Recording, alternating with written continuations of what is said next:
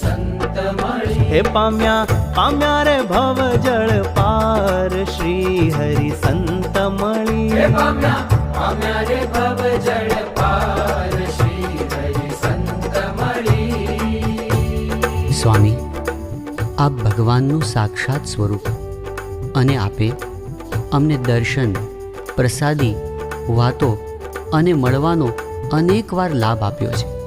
ક્યારેય કોઈને ગમે તેટલા સાધન કરવા છતાં પણ ન મળે તે લાભ કેવળ આપની કૃપાથી અમે અઢળક પામ્યા છીએ.